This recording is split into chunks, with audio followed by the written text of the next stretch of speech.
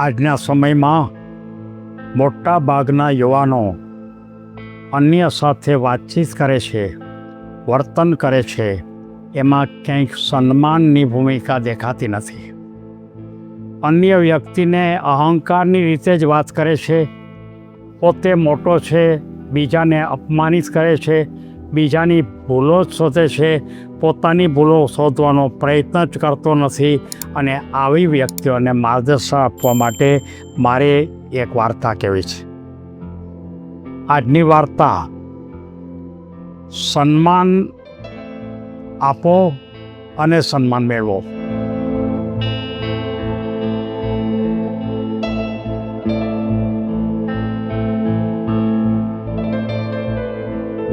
એટલે કે તમે જો સન્માન આપશો તો જ તમને એ સન્માન પાછું મળશે. એક અંકિત નામનો યુવાન કોઈ એક મોટી કંપનીની અંદર એક અધિકારી તરીકે આવે છે. બહુ હોશિયાર હતો. અધિકારી તરીકે આવે એટલે તો ખરેખર એનું પોતાની પસંદગી પણ, અભ્યાસ પણ સારો હોય, એટલે દરેકે દરેક કામ પણ ઉત્તમ કરે, આયોજન પણ ઉત્તમ. પણ આખરે એને અહમ બહુ રહેતો.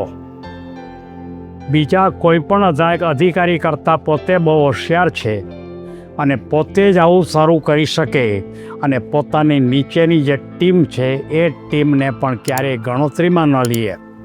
એણે કોઈ સારું કર્યું હોય તો એની નોંધ પણ ન લે અને એની ભૂલો જ કાઢી રાખે. આ રીતે કામ કરતો હતો. એ અંકિતના જે મોટા અધિકારી હતા, એના કરતાં મોટા મેનેજર, એના મનમાં પ્રશ્ન થયો કે અંકિત અધિકારી છે, હોશિયાર છે, મહેનતુ છે, પણ એને પોતાના જીવનની અંદર અહંકાર હોવાને કારણે એ ટીમને સાચવી શકતો નથી. એની જે ટીમ કામ કરે છે એની નીચે કામ કરે છે, પણ કામ કરવામાં એને રસ નથી, પરાણે કામ કરે છે. એટલે તરત જ એ અંકિતને બોલાવે છે કે ભાઈ અંકિત, તું આ કંપનીમાં આવ્યો, આજે 1 વર્ષ પૂરું થયું. હું 1 વર્ષથી બરોબર નિરીક્ષણ કરું છું કે તું કામ બહુ સારું કરે છે, આયોજન પણ સારું છે, પદ્ધતિ પણ બહુ ઉત્તમ છે, જુદી જુદી વ્યક્તિને કામની વહેંચણી પણ સારું કરે છે અને આખરે પરિણામ પણ સારું લાવો છે. પણ મારે તને એમ કહેવું છે કે તારી નીચે કામ કરતા બધા જ માણસો રસપૂર્વક કામ કરતા નથી. એ નોકરી છે માટે કામ કરે છે, એને કામ કરવું જોઈએ માટે કામ કરે છે, એને કામમાં રસ નથી, કામ રસપૂર્વક કરવું એ પ્રકારની વાત નથી. ત્યારે અંકિત એમ કહે છે કે એવું કેમ બને? તો કે તારામાં ખરેખર અહમ વધારે છે. તું કોઈને સન્માન આપતો જ નથી અને સન્માનનો એક સિદ્ધાંત છે કે જો તું સન્માન આપ તો જ એ લોકો તને સન્માન આપશે, અને જો તને સન્માન આપશે તો જ એ લોકો જે કામ કરશે એ ખરેખર રસપૂર્વક કામ કરશે. કારણ કે તારા તરફ જો સન્માન એને હોય તો જ કામ કરે સારું, બાકી તો નહીંતર નોકરીના રૂપમાં કામ કરે, જેટલા કલાક કામ કરવું એટલું કરે. ત્યારે અંકિતના મનમાં પ્રશ્ન થયો કે વાત તો સાચી છે. ધીમે કરતાં એને અહંકાર ઘટાડ્યો. પોતાની ટીમના જે માણસો છે એ ટીમના માણસોને એક પછી એક બધાને આ કામ તેને બહુ સારું કર્યું છે, તારામાં આ આવડત છે, તો આ બધા વધારે સારું કરી શકાય. આજે તે ખૂબ સારું ઉત્તમ કર્યું.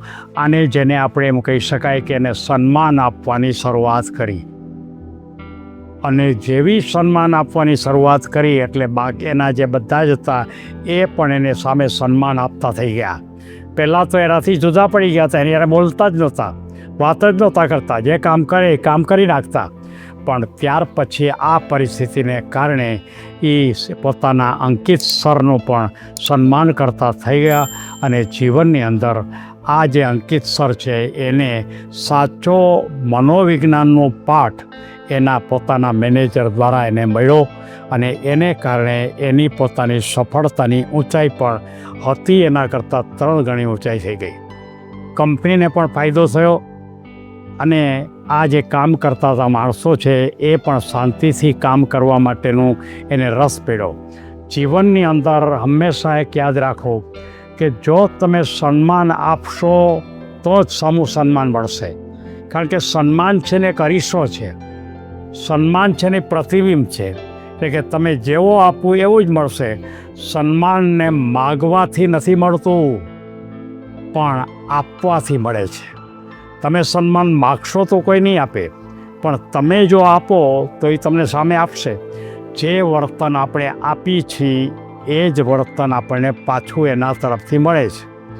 સંબંધોમાં સન્માન એક બહુ અગત્યનો વિભાગ છે. આપણે સંબંધો વિકસાવવા હોય, આપણું ગ્રુપ મોટું કરવું હોય તો દરેકને સન્માન આપતા શીખો. સન્માનથી મોટી ટીમ બની શકે છે. દરેક વ્યક્તિ સન્માનને લાયક હોય જ છે, એનામાં કંઈક તો સારું હોય જ છે. અને નાના શબ્દો પણ, એકદમ સામાન્ય વાત પણ, આજે ખૂબ સારું કર્યું, આજે જે તે કામ કર્યું, ખૂબ મજાનું કામ થયું, આજે મને ખૂબ આનંદ થયો, આવા 2-5 શબ્દો એ સન્માન આપ્યા કહી શકાય. અને સન્માન આપનાર જ આ દુનિયામાં સાચો અધિકારી બની શકે છે, સાચો નેતા બની શકે છે, સાચો વડીલ બની શકે છે, અને સાચો કંપનીનો માલિક પણ બની શકે છે. જીવનનો સિદ્ધાંત, અંગ્રેજીમાં એક કહેવત છે કે give respect and gate respect.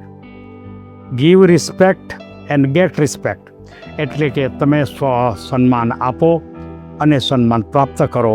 એ જીવનની અંદર અંગ્રેજીમાં એક કહેવત છે.